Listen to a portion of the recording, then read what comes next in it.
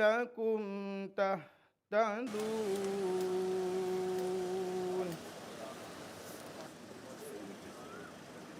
ولتكن منكم أمة يدعون إلى الخير ويأمرون بالمعروف وينهون عن المنكر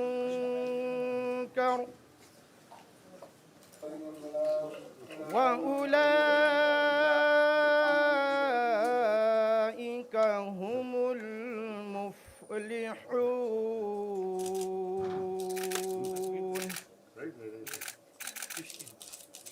ولا تكونوا كالذين تفرقوا واختلفوا من بعد ما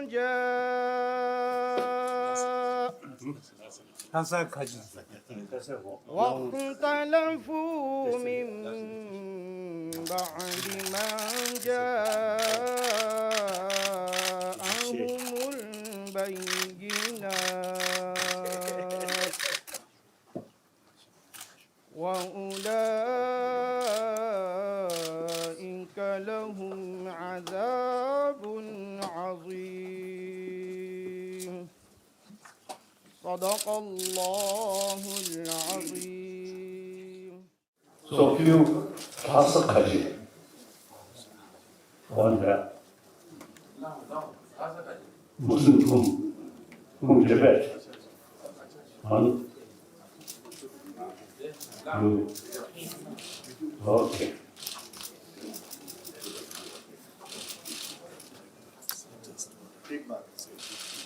It said during fifth Dalai Lama,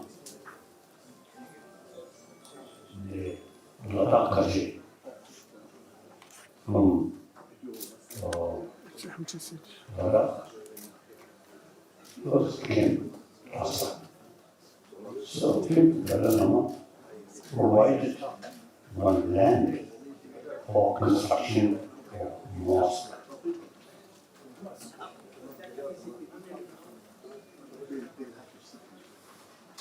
And then Lhasan Mongolian, no, Muslim. Every Tibetan government was a function always. 그런데 안 되구나.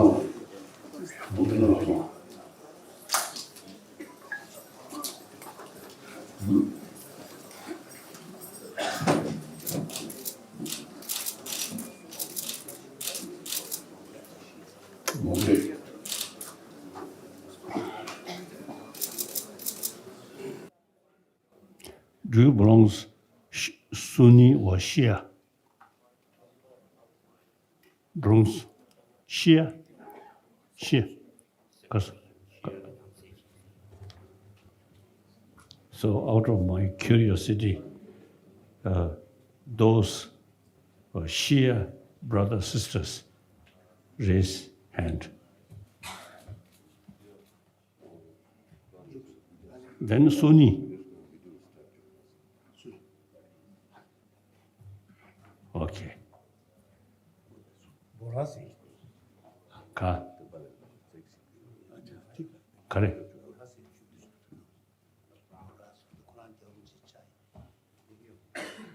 Oh. The subdivision within Shia, how many? And within Sunni, how many? So I want to say something, the background, this meeting. Since I think recent years, every summer I visit Ladakh. So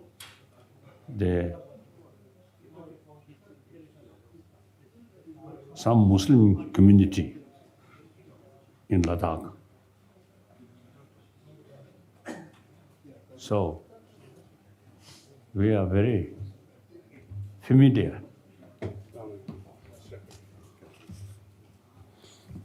Then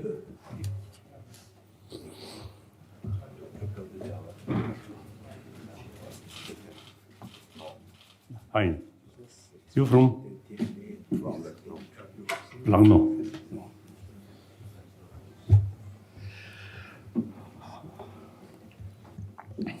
Oh, wait. Let me mention. I don't like formality.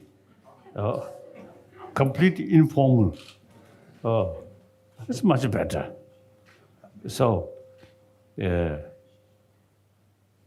every year, whenever I visit Ladakh, some Ladakhi Muslim, I often meet, and then I often ask them, make a lunch. Delicious lunch. So, and the Ladakhi Muslim and Buddhist, some Christian, of course Hindu, you see, very harmony, very close. So, I never heard there's a problem between Shia and Sunni. And generally in India, also you see, in plain, also you see, I never heard problem, Shia and Sunni. On the other hand, this very moment, some Muslim country, Syria, Afghanistan, and some area, killing in the name of differences of Sunni and Shia. Unthinkable.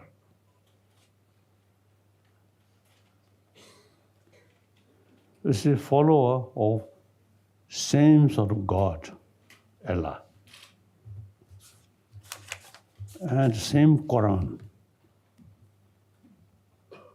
and a 5-time prayer, same.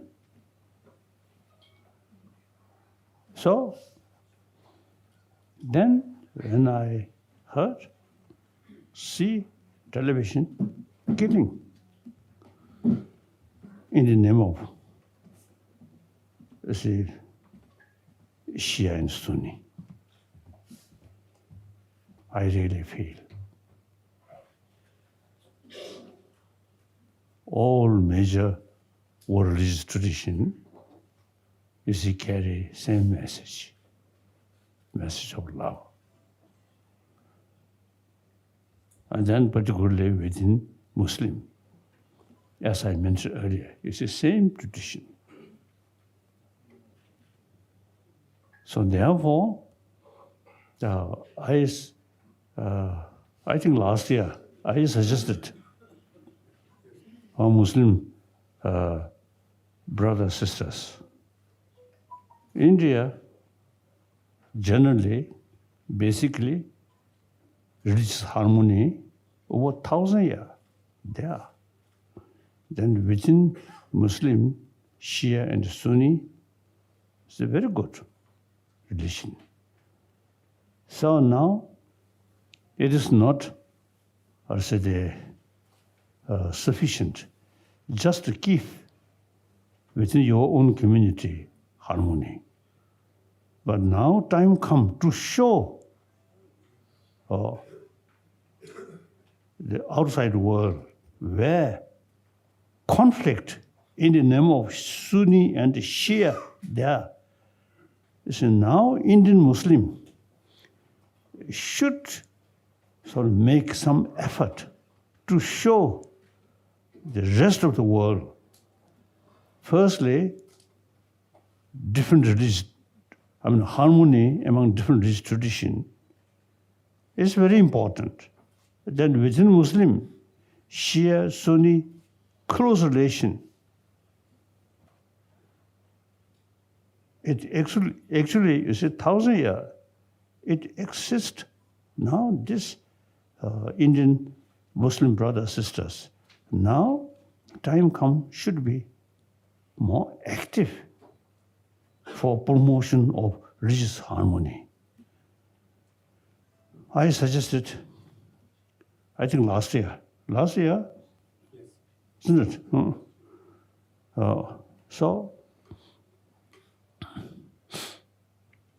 So in Delhi, if they feel okay, appropriate, then Delhi, one meeting, national level,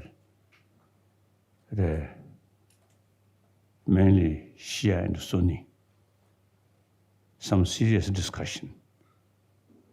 I suggested.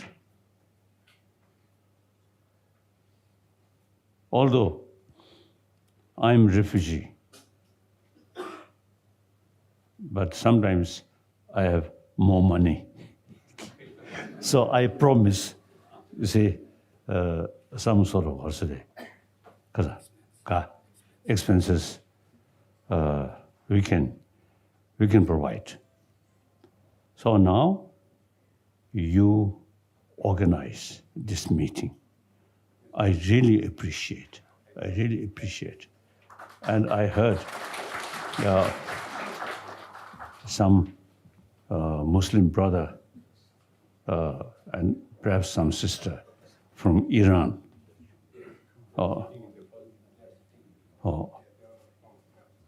It's very good. Now, time come, we have to make clear into the eyes of world. Firstly, religious harmony, very important. Then secondly, within Muslim, Shia, Sunni, truly spiritual brothers, sisters. So now, that's the main purpose. Now they arranged and they invited me. And logically, since this idea I suggested, so I should come.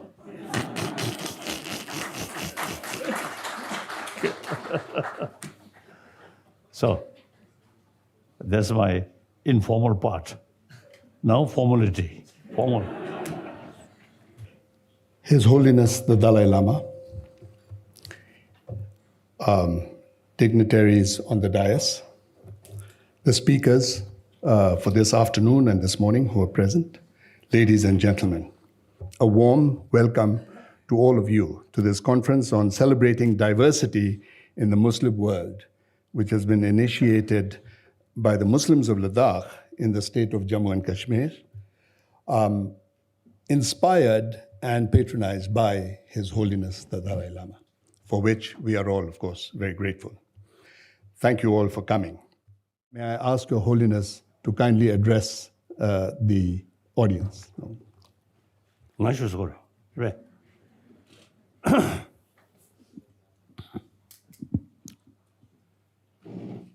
Now, since this planet developed over a billion years,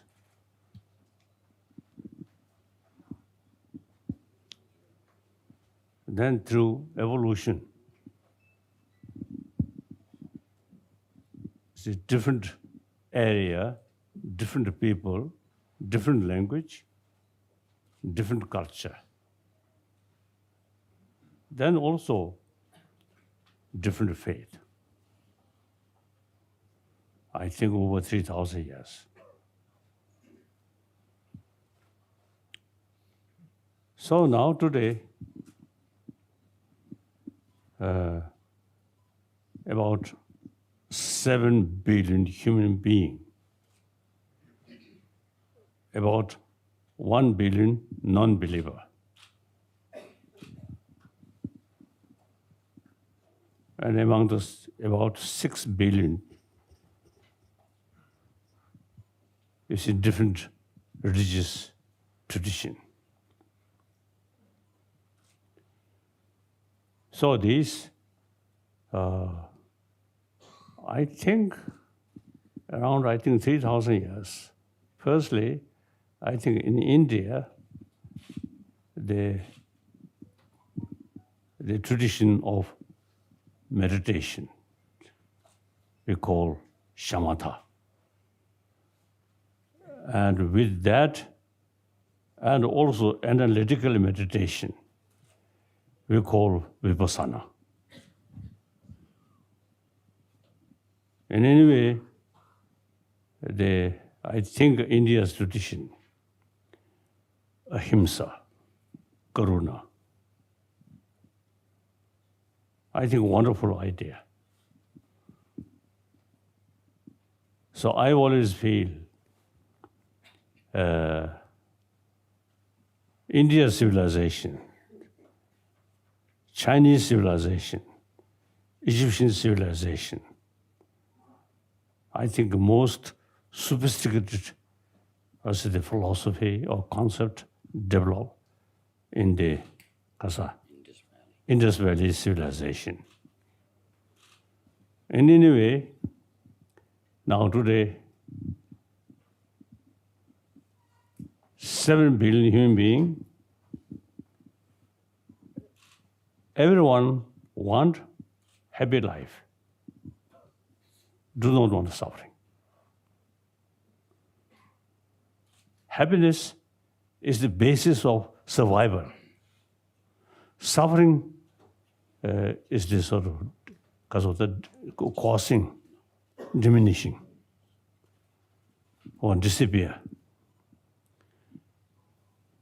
So therefore, each 7 billion human being, you see, want to survive. In order to survive, happiness is the key factor. So 7 billion human beings, everyone want happy life. At the basis of happiness is human compassion.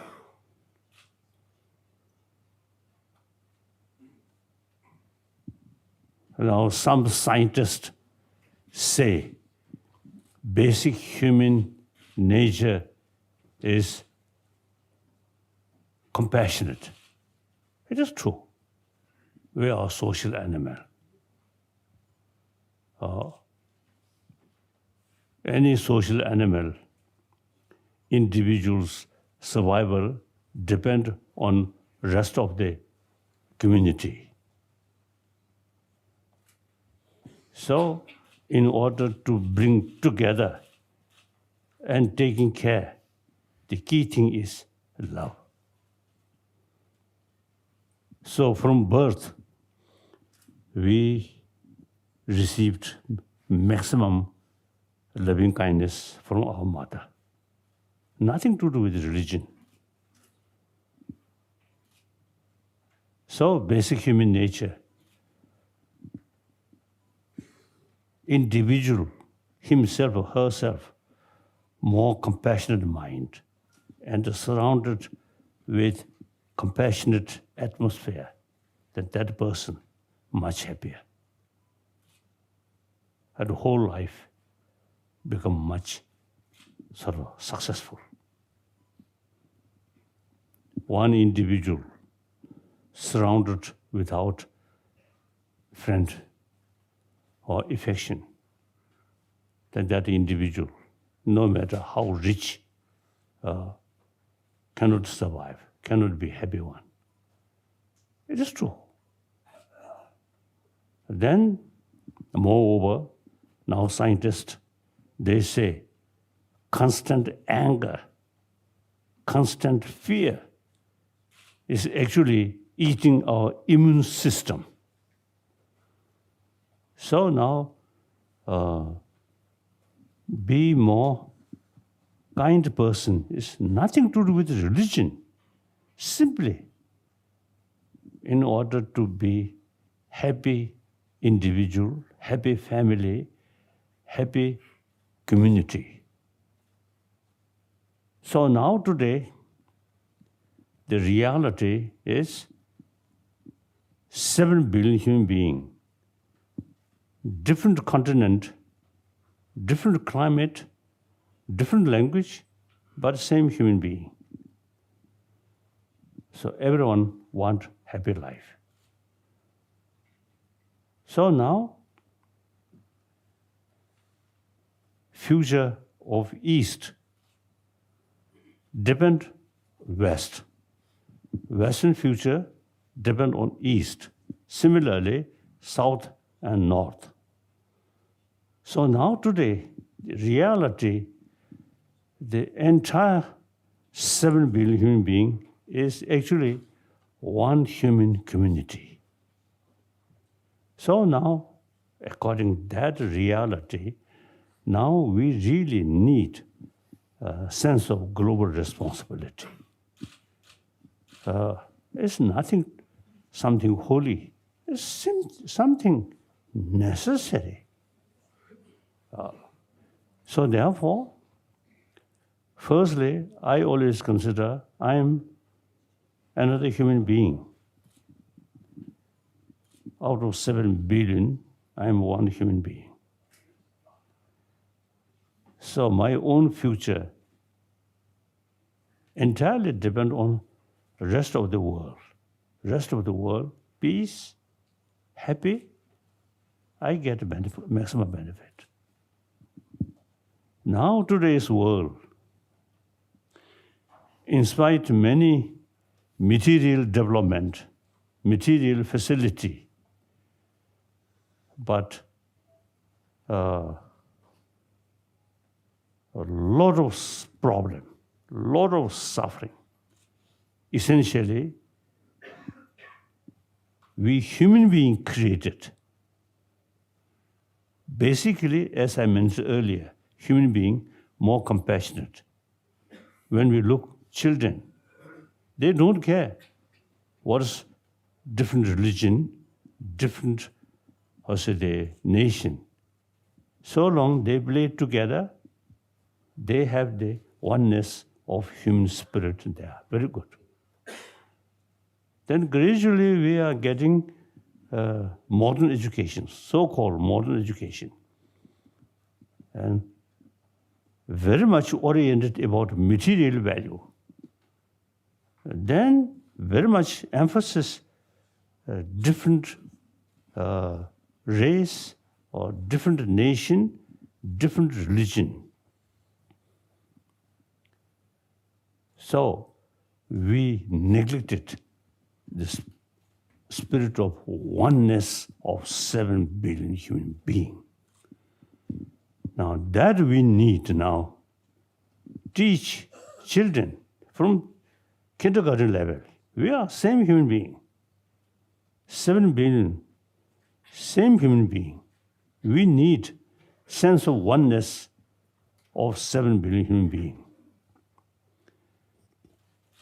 So my number one commitment is try to share other people.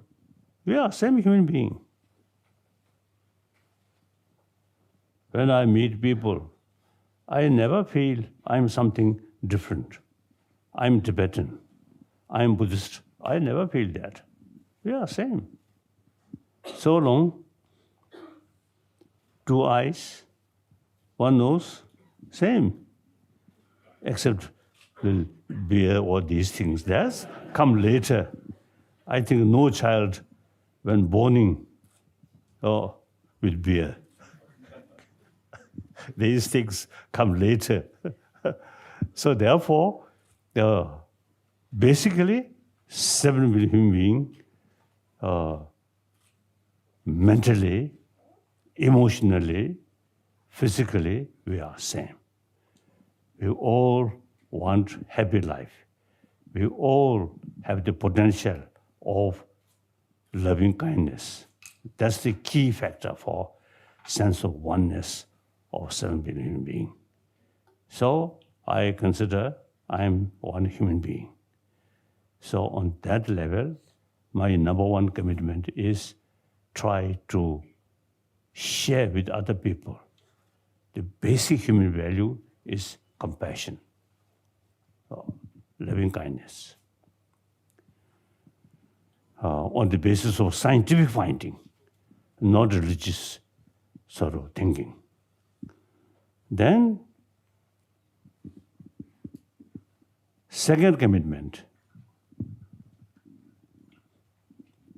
I'm Buddhist.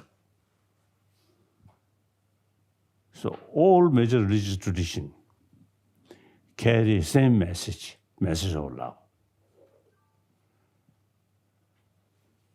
Now Islam case. Those Muslims in Tibet, as I briefly mentioned, very peaceful. No record of quarrel. Muslim, very peaceful. And then also my own birthplace area, many Muslims, very peaceful. Then Islam, one time in Turtuk, in Ladakh, one meeting, one local, the head of the Muslim, Imam, he expressed, any Muslim, they love Allah, so they must love entire creation of Allah. Wonderful. Wonderful. So Buddhist terminology is mother sentient being, entire sentient being. We should feel as dear as your own mother. So in philosophical field, big differences, but the real message is same. We should extend our love towards entire the creation way, a creature of Allah. And then one occasion, one Muslim, he told me, any person who create bloodshed other than no longer genuine Muslim practitioner. So therefore, you see, we already witnessed many Muslims through centuries in Tibet, very peaceful. And then there are sort of Islam teaching. Main teaching is practice of love, loving kindness. So now that is the reality. Now, unfortunately, we enjoy here peaceful, but next to our neighbor, Afghanistan, killing in the name of Shia and Sunni, and Syria. And then, what is it called? Yemen. When I saw some children, immense suffering, no proper medication. Sometimes when I look at these pictures, sometimes tears come. What is wrong with these young children? So then, you see, we have to make effort, whether achieve or not, you see, to bring a more peaceful world through inner peace. And then different religion, different tradition, mainly different philosophy. Some say there is God, creator. But Jainism and Buddhist, according to our sort of concept, no God, no creator. So one time, the Bishop Tutu, very close friend, I respect him. So whenever we met, you see, he always teasing me. He described me as a mischievous Dalai Lama. And I respond, mischievous bishop.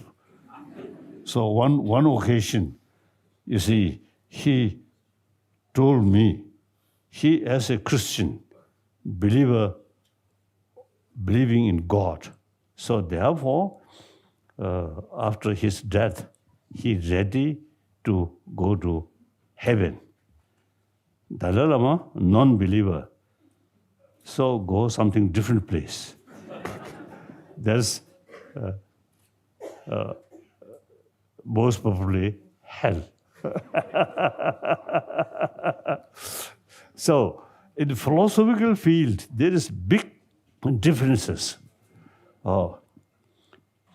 And within non-theistic religion in India, Jains, and some part of Sangha philosophy, and Buddhists, again you see differences. The concept of Atma and Anatma. Within Buddhism, there are differences. In philosophical fields, many differences. And within Nalanda tradition, Buddhist tradition, Vivashek, Sodantik, Chitta Mantra, Madhyamika, at least 4 major different school of thought. Okay. That is useful to different people, different mental disposition, so different philosophical view is relevant. But all, you see, carry the same message of love. So like theistic religion, we all created by God. God, infinite love. So God looks like our Father. One Father, entire world, entire humanity. So we all children of one Father. Infinite love, loving kind, God. So if you seriously thinking this line, and how can you kill each other? We all children of one Father. That's God. And infinite love. Impossible if you truly believe that. Then, according to Buddhism and Jainism, no creator, so self-creation. So we have more freedom to kill each other. So therefore, the different religion all carry same message of love. So therefore, all major world tradition, in spite of different philosophical views, all carry same message and same potential, same effective. So look on this planet, among the around 6 billion believers, there are really wonderful people there. Then, meantime, in the name of religion, killing each other. Not only in the past history, but even today, in the name of religion, killing each other. In Bangladesh, Buddhist, Muslim. And then in Middle East, in Egypt, Christian, Muslim. And then some other Muslim countries, Shia and Sunni. Unthinkable. In the very name of religion, killing each other. Unthinkable. So most of the problem which we humanity facing, except nature disaster and some other thing, otherwise most of the problem is essentially our own creation. It's big contradiction. Basic human nature, more compassionate. Everyone want happy life, peaceful life, yet create a lot of killing. I think, unfortunately, this wonderful brain, human brain, used for killing. How many different weapons you see create, and how many money spent, produced for weapon. Weapon means killing. And peace, peaceful world slogan won't help. Peace must develop here. Inner peace. Then real peace come. So most of the religion have the same potential to bring inner peace. Use different philosophy. Okay. So now religious harmony is very essential. So I am Buddhist. My commitment is promotion of religious harmony. Now here, the big question, religious harmony can possible? The answer is 100% yes. Look, India. Over 3,000 years, different religious tradition developed. And now today, modern India, all major world religious traditions live together. I always see pointing Bombay, Zoroastrian, Parsi, very small community. They carry their own religion, some fire puja, but no fear. In Bombay, millions of Hindus, millions of Christians, millions of Islam, but no fear. So India is the example. Religious harmony is possible. So meantime, now time come, since you see conflict in the name of religion is growing, so we should make every effort, you see, to tell world, to show world, religious harmony is possible, and all religion carry same message. Different tradition necessary, different because of the mental disposition. So we need different sort of the tradition, different philosophy. So now, India should be more active to show the world religious harmony is possible and necessary. Now in this case, within Muslim, Shia and Sunni, our neighbor killing in the very name of Shia and Sunni. Unthinkable. So now Indian Muslim should be active to show the world, firstly, religious harmony is important, is possible. And within that, Shia and Sunni, truly brothers, sisters, no basis, no reason to killing each other on the name of Shia and Sunni. So Indian Muslim now should be more active to show the rest of the world the Shia, Sunni, and particularly those Muslim countries. So that's my main reason to suggest our Ladakhi Muslim brothers, sisters. I really appreciate now they implement. Thank you. Then my third commitment is I'm Tibetan. Tibetan, inside as well as outside, they trust me. So I have responsibility to think about their well-being. So political matter, since 2011, I totally retired.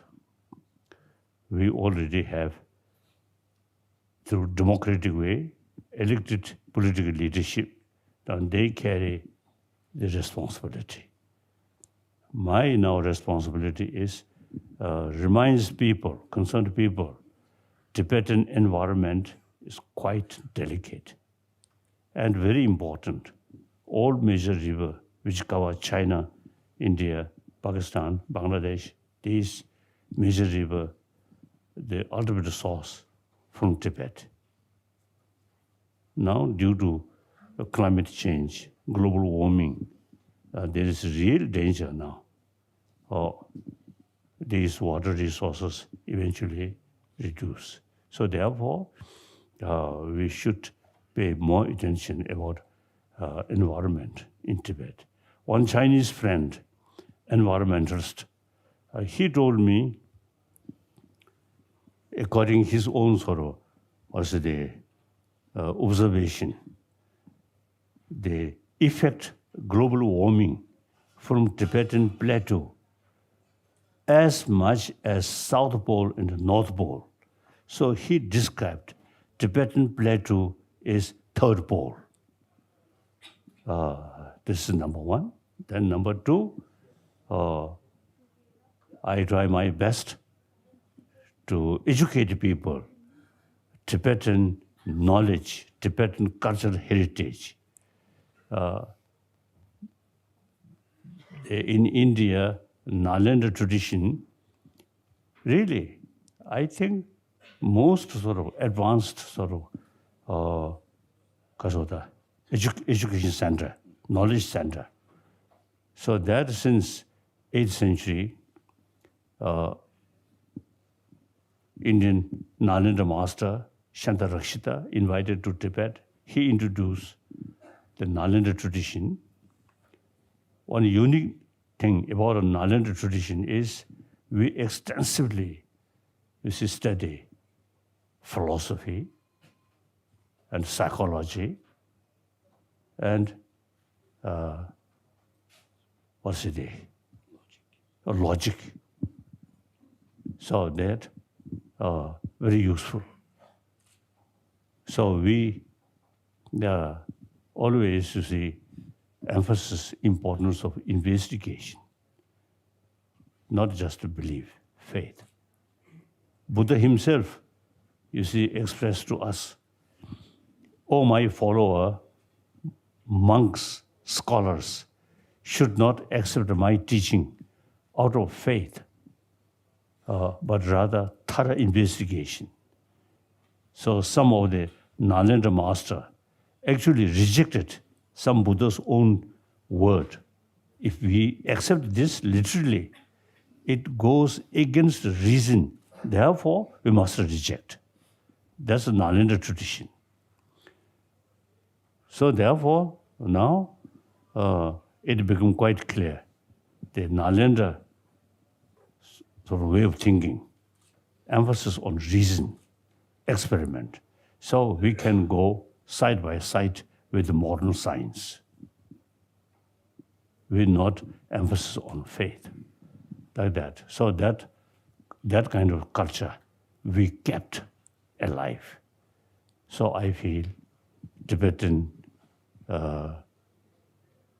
as a Buddhist knowledge, according to Nalanda, is really worthwhile to preserve. And we can consider these as an academic subject, not a religious subject, like that. So then, now I, 84-year-old,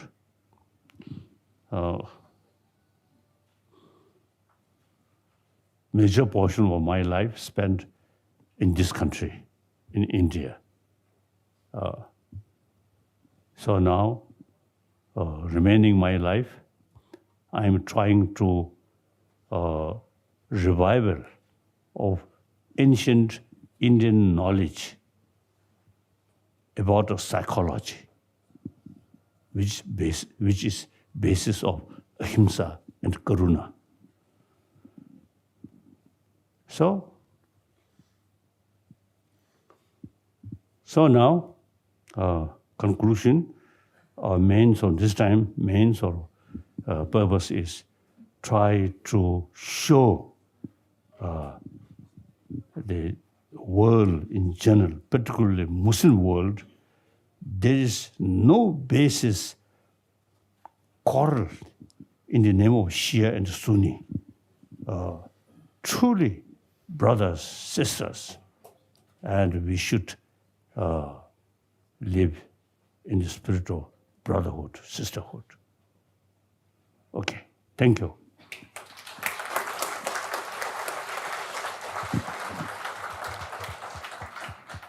Thank you. Thank you very much, Your Holiness.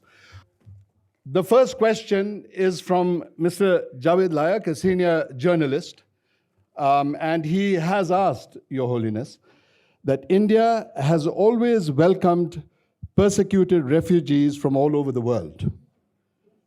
Shouldn't we also welcome Rohingya refugees?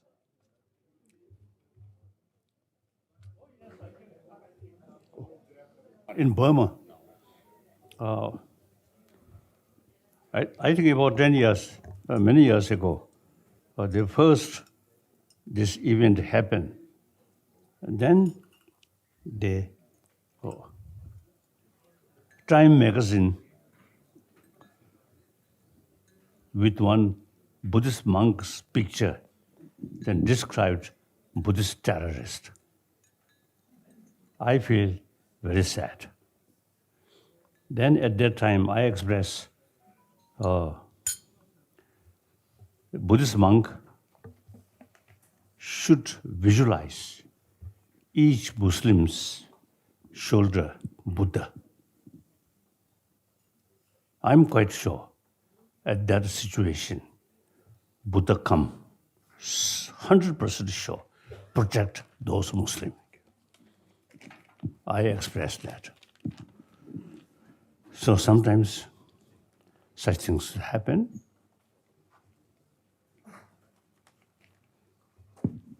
So mainly, and then later, I also mentioned Aung San Suu Kyi, but she feel very difficult position. Some military leader, some connection. So she mentioned like that. So political sort of situation.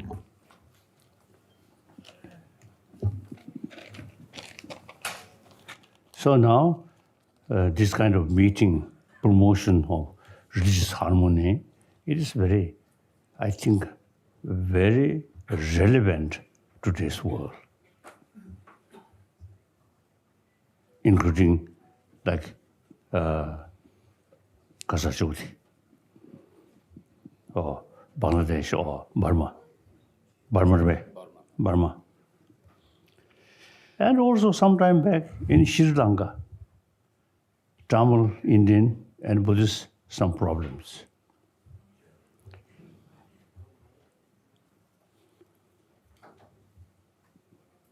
Basically, the religious group, not adequate sort of close relations. Then sometimes local politicians create some problem, I feel. Next question. Thank you, Your Holiness. The next question from a political one, we go to a spiritual one. The questioner is Shamli, I believe, if you could stand up. As he says that, she says that she's grateful for your teachings, Your Holiness, and can you please elaborate how to cultivate inner peace? And Shamli is right in front of you.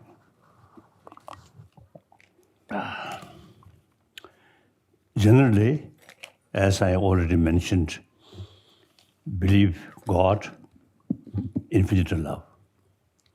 We are children of that kind of Father. That also very, if you seriously think, very helpful. Then, non-theistic religion, like Jainism and Buddhism, very much emphasis on practice of karuna.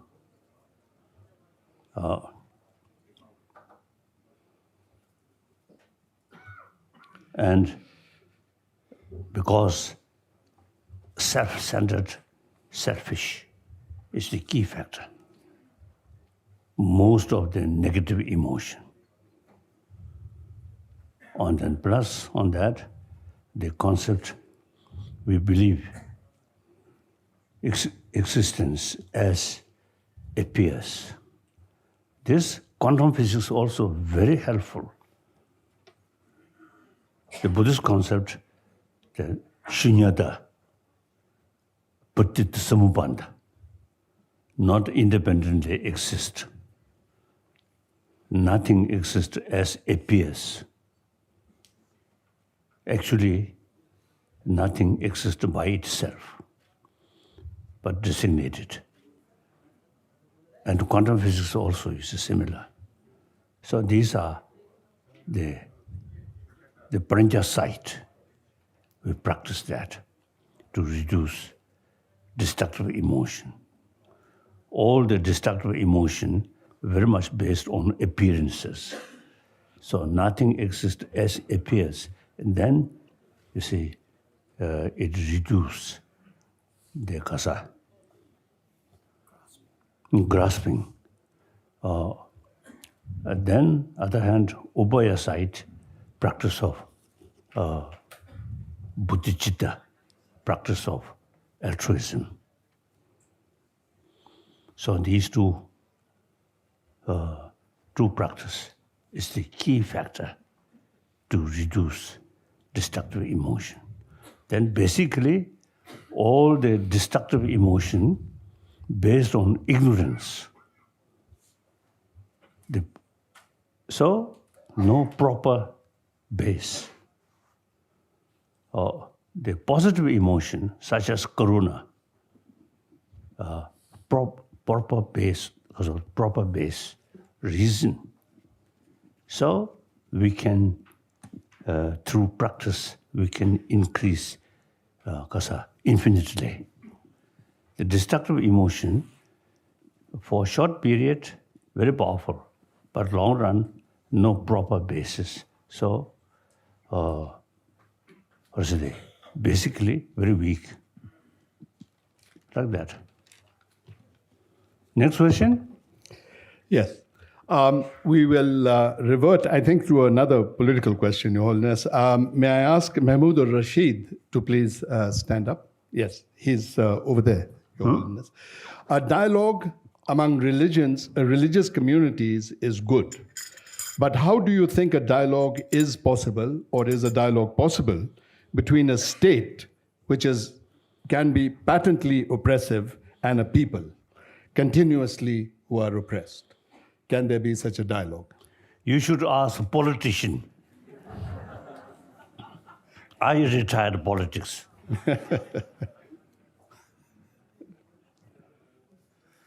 Next question.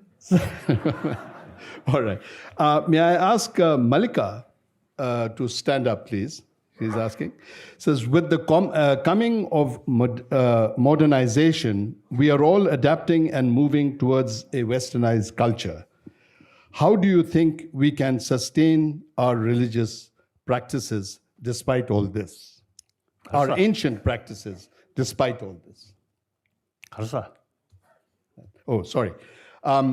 With the coming of modernization, we are adapting and moving towards westernization.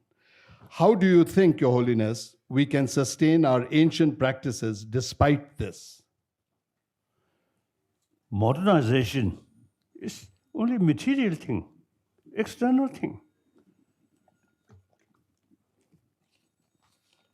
Actually, I have sort of strong view. Existing so-called modern education is actually oriented about material value. So frankly speaking, the modern education started from West. The Western world is the only God, faith, no reasoning. In India, over 3,000 years, shamatha, vipassana, thinking. So the concept of ahimsa, karuna develop here. These are training of mind. So just I sort of mentioned, we need education from kindergarten level, the hygiene of physical, similarly hygiene of emotion, very important. The hygiene of emotion, the material, the Western education, nothing. Indian 1,000-year-old the education about mind, about emotion, that's very relevant. So India should combine modern education and ancient Indian knowledge about how to bring peace of mind. Thank you. Thank you. And the next question, Your Holiness, is from Usha Mujo Munshi. Will you please stand up? Yes. And she asks, how can we build strong bridges across communities to foster spirit of oneness? Harsa, I think firstly, Easterner, Westerner, Northerner, Southerner can marry and can produce nice children. So that shows sameness of human being.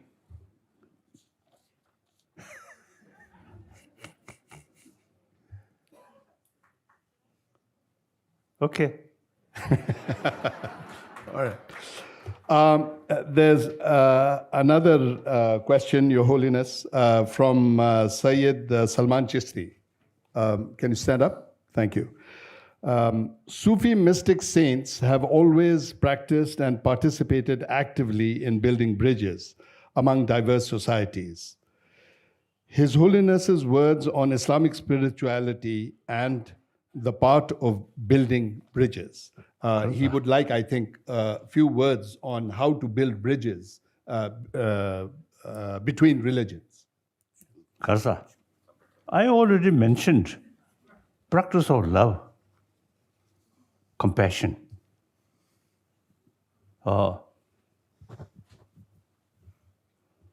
As I mentioned earlier, when I heard that mullah at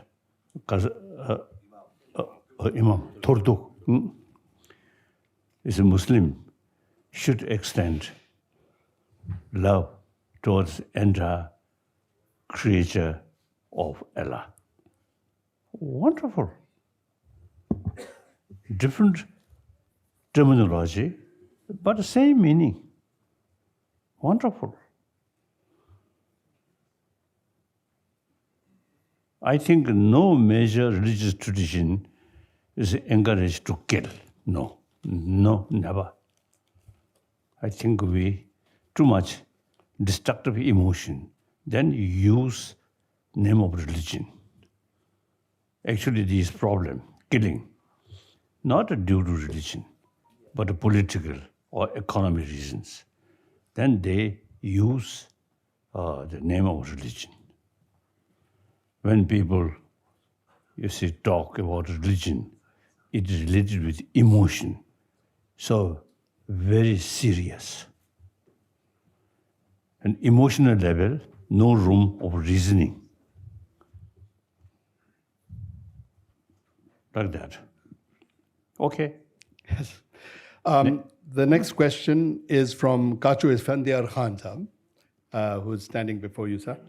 And the question he asks is a very short one. What is the true state of Nirvana? Kasa. That's complicated.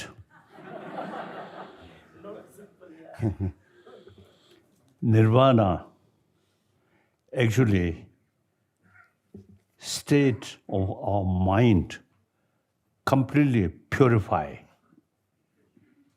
through deeper understanding of the reality. So all ignorance, not a part of nature of mind, but kasoda, luburwa, chuma luburwa. These defilements, ignorance, and so forth are just adventitious, temporary. So therefore, can separate. So through practice, here now, just a mere understanding is not sufficient. In Buddhist literature, I think Indian literature, it mentioned learning 3 levels. Firstly, understanding or learning through hearing or reading. Then you yourself think seriously. Then you get the second level of understanding or knowledge through reasoning. That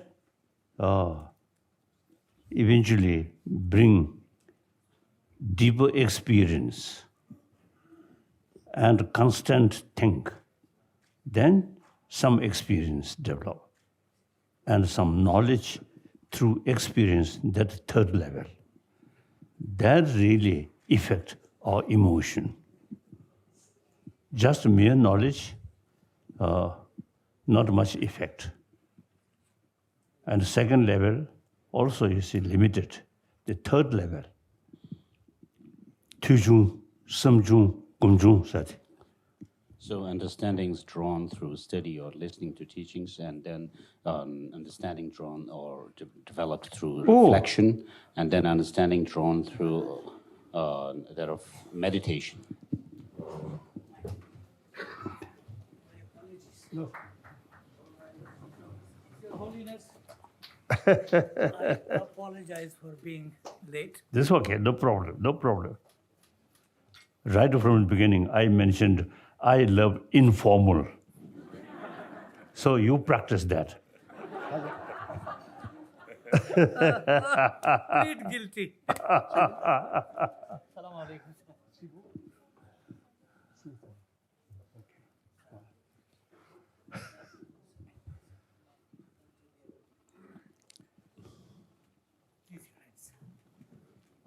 Welcome, Hamid I think- Ansari Sahab.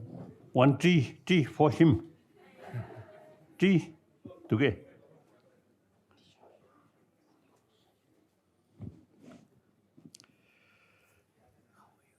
The next question, Your Holiness, is from Kesa Jigme. If you could please stand up. Yes. How can Tibetan Muslims contribute to religious harmony within the Tibetan community? 오, 찍버려. 자기 미 찍버려. 네 되게 sad. 아니, 배배낭 차샤네. 가지냠니 중에 여래. 니자 중마래. 배제다로 야라가시 신여래. 아니, 맞게서 사절 차샤나. 아니. As a religion, This is not connected with racist way. No. So you see, being as a Tibetan, religiously Muslim, okay, no problem. As I mentioned earlier, in Lhasa, I think at least a few centuries, some Muslim there. Then my own birthplace area, Kumbum, Siling, many Muslims. A Tibetan, at the same time, Muslim, no problem.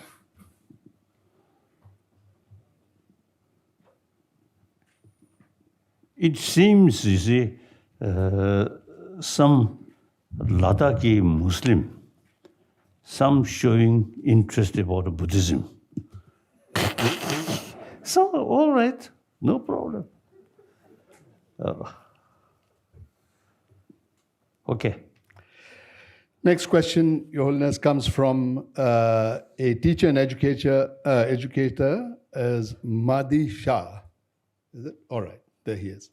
And he says, being an atheist, your teaching has been always tolerant and true to my life as a good human being. Can you please explain how to cultivate the value of love and compassion in school education? Karsa,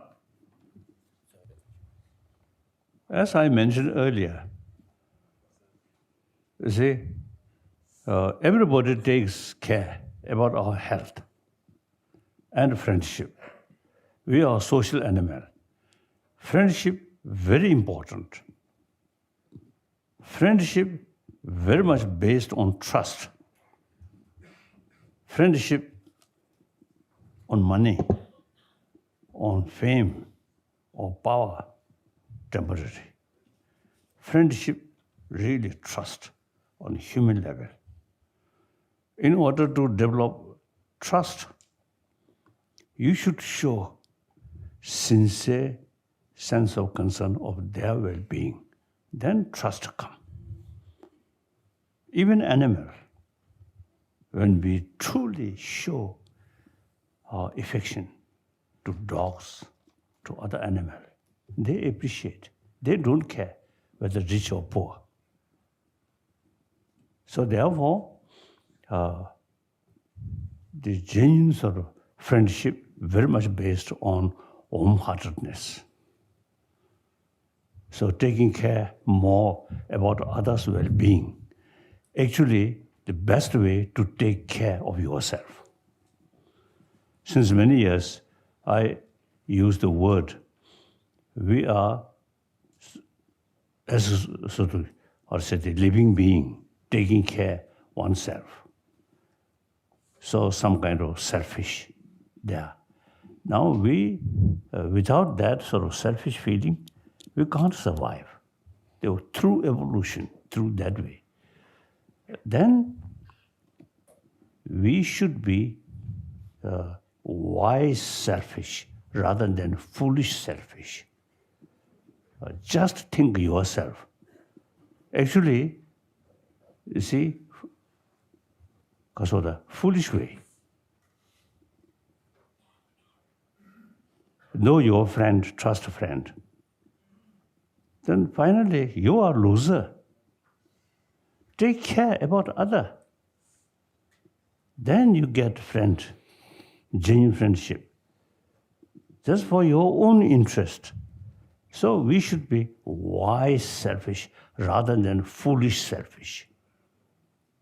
Okay. The next question is from Syed Maharul Hassan. And he asks, I think it's to be preceded by what is the solution for the fountain of peace and harmony in the world, and particularly among Shia and Sunnis, with a focus on Saudi Arabia and Iran. Excuse me, can you please sit down? Let His Holiness answer the question. No. He has been to Bhopal, and I requested him that you are the peace envoy, so let's Bhopal be declared as a tree of peace in front of CM and Governor of Bhopal. Do you remember? And I have Mm-mm. photograph of it. Thank you very much. So please, So, now, I think the global level and Middle East, or say, Shia countries and Sunni countries, I think mainly political reason.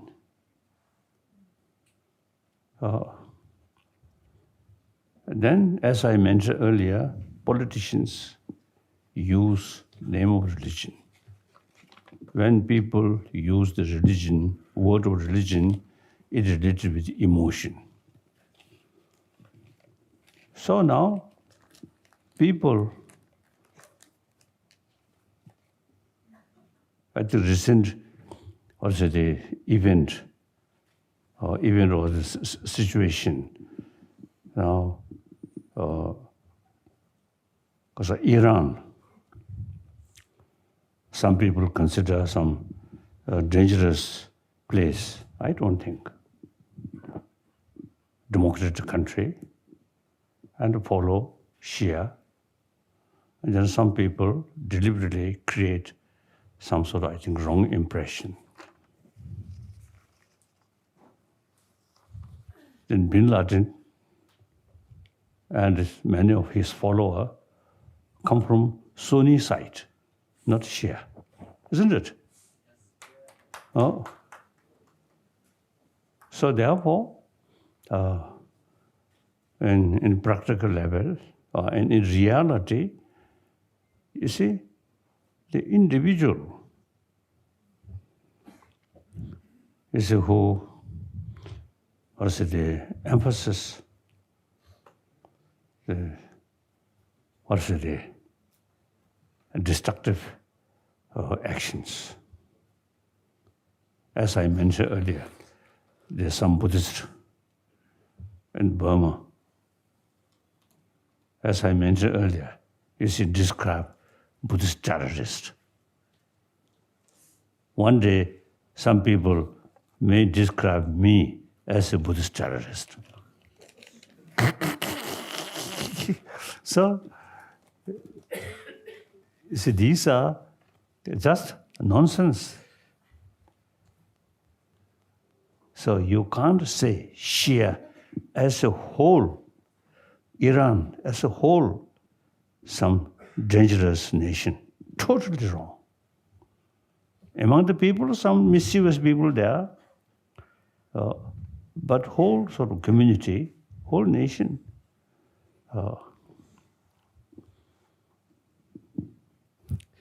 In ancient time, some time back, I met one former foreign minister of Tajikistan and two professors I met. So they mentioned in ancient times some special connection with Tibet and Tajikistan and this area.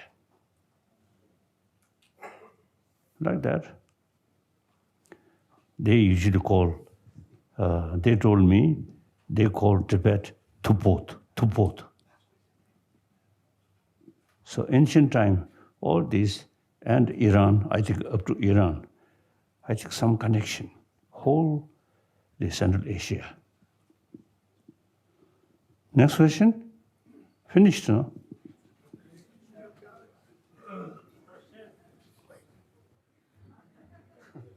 Thank you. Sorry. And the last question, ladies and gentlemen, Your Holiness, is meditation. Oh, by the way, it's by Kausar. If Kausar could stand up, please. Oh, there she is. Meditation is a time-tested technique to get inner peace, but people associate it with some particular religion. How can we make people understand the universality of meditation? Susuwa. Oh, I see.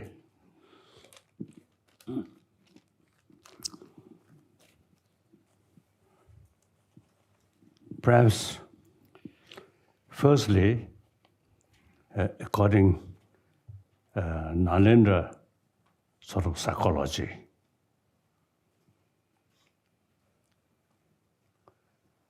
the five senses of organs, eye consciousness, ear consciousness, so on.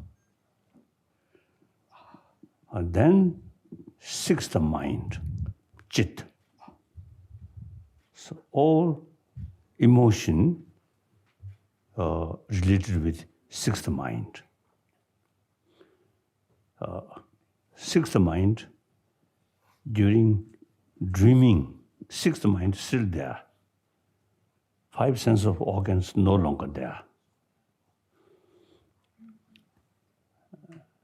So therefore, training about sixth mind.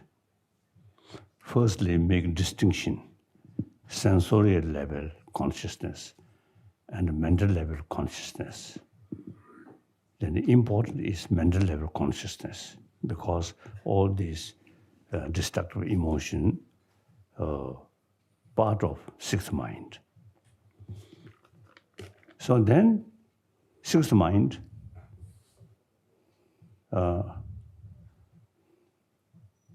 generally, I think, combined with sensorial, seeing something nice, and then attachment come, or seeing something negative and frustration.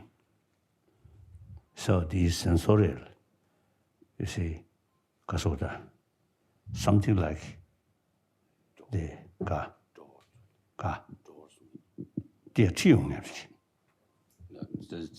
These sensorial perceptions are like door to the sixth consciousness, which bring the information. So real training of mind means sixth mind, not sensorial. So sixth mind, like another sort of questioner mentioned about altruism and a deeper understanding about reality. That's the sixth level mind. So that training in the sixth mind, then all sensorial sort of consciousness, then you see, easily can control. Not much effect. So now training of sixth mind, single-pointed mind, that we call shamatha, single-pointed mind. Then on that basis, further investigate, that's vipassana, analytical meditation. So like that. So all these, depend on your effort and with fuller knowledge about the whole system of mind, whole system of emotion.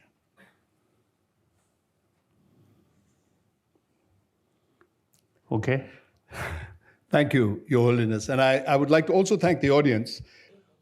There are two people on the stage who have not needed any introduction. And I will call now upon the second of them, is His Excellency Honorable Mr. Hamid Ansari Saab, our former Vice President, but also diplomat, scholar, and a man of many dimensions, as I'm learning as I get to meet him and talk to him off and on. Mr. Ansari, may I please ask you to come and say a few words? Banam Khuda. His Holiness, dignitaries on the dais, and friends.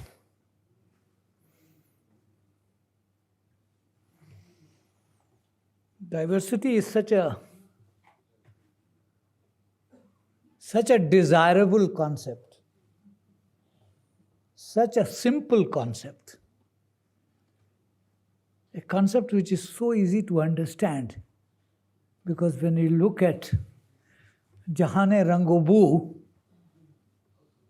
nature, what do we find there except diversity? No two flowers are alike. no two trees are alike, and no two human beings are alike. So in one sense, the initiative that has been taken by my friend Professor Siddiq Wahid and his colleagues is commendable. But also, if you think very deeply about it, it should not have been necessary if we had the right kind of understanding of ourselves as human beings.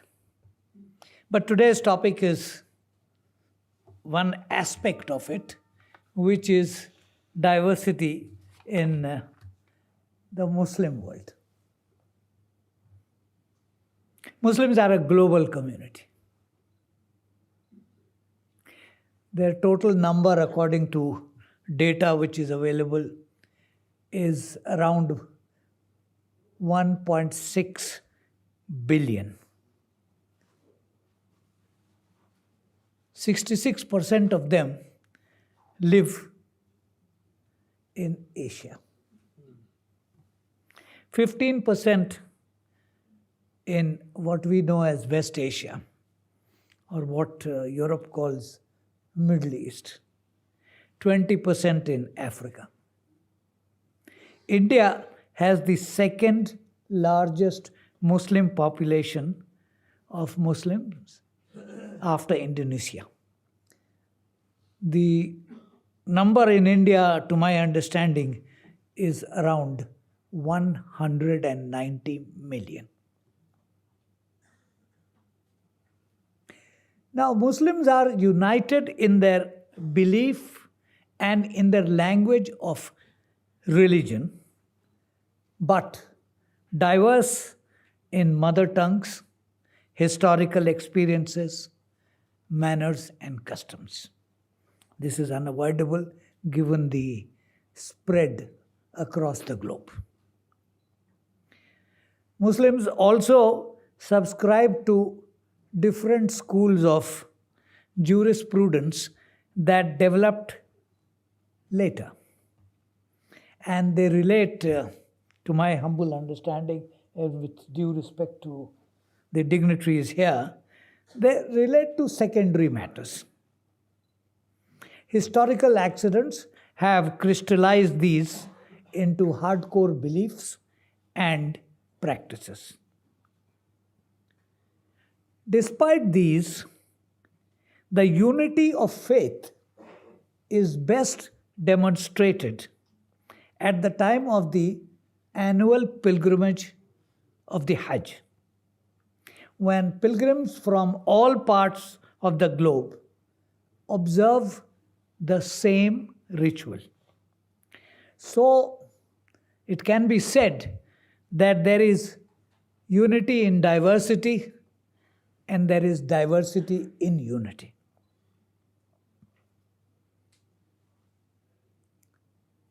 Islam as a faith has been in India, as has been said by Mahmud Madani Sahab, for a long time, over 1,000 years. The manifestations of Muslim life in India over this period depicts adaptability, creativity, and diversity. It has identified with India without ceasing to be Islamic. It is, in that sense, sui generis. Its experience, nevertheless, can be a model to emulate in other multicultural, multi-religious societies around the world. I may add that it is perhaps our failure that we have not been able to portray this as a model to others and, of course, to ourselves. We lose our way in secondary matters, but this model of living together, living together with diversity is absolutely unique and is rarely found anywhere else in the world. So I'm very glad this initiative has been taken, a microcosmic initiative, but nevertheless a very important initiative which needs to be taken further.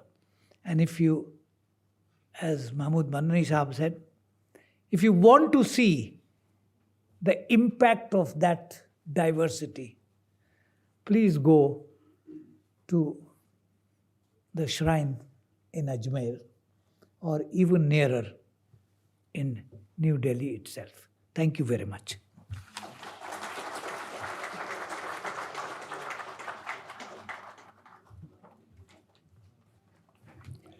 Thank you, sir, for your words and for speaking today. I would like to prefer a vote of thanks.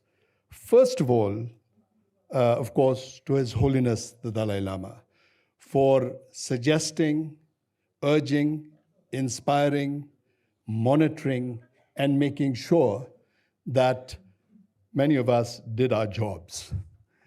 I would also like to thank Mr. Hamid Ansari Sahab for having come and graced the occasion for us.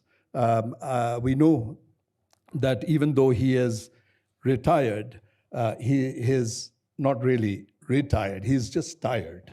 And so I'm glad to see him that way. I would also like to begin, when you are around His Holiness, and I have been from a distance quite a lot, we also learn some lessons. So I think I will begin my thanks after these two eminences by thanking those who have served tea and will be serving lunch and then tea again. I'd like to thank Sumit and his team who were here until about 11 o'clock last night, I believe, setting up the India International Center venue.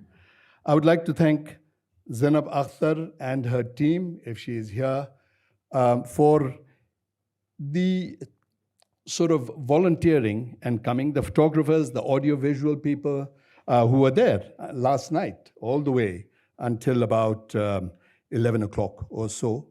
I know that there are many journalists amongst us who are going to report, and I'm thankful to them. I must not forget a very quiet and note-taking person, somebody by the name of Nimala, who was helping us all along, has been reminding us very gently and so forth for everything.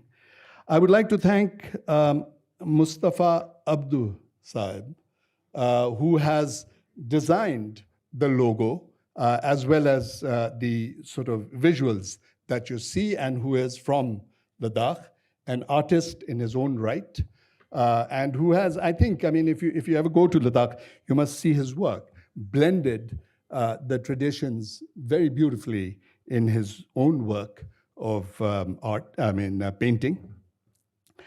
I would, of course, like to thank Dempa Seringla for his cajoling, his very quiet manner of reassuring us, and also making sure that all things go well. And I think he has done that already. And of course, the office of His Holiness the Dalai Lama, which has supported this initiative with great help. And so I think all these people need to be thanked in the presence of His Holiness and Ansari Sahab today. And last but not least, I'm not going to thank all of you because we need to have the afternoon sessions, which I assure you will be very stimulating because we have, I think, some brilliant people who will be speaking on it and who I'll have the pleasure of introducing. With that, ladies and gentlemen, I'll call this first very long morning session to an end. And I would invite everybody to lunch, which is being out here, served out here in the patio. And we'll be back here in about 1 hour exactly. Thank you very much. But they also have some gifts for His Holiness and Ansari Sahib, which they would like to give right now. So if we could just wait until that happens.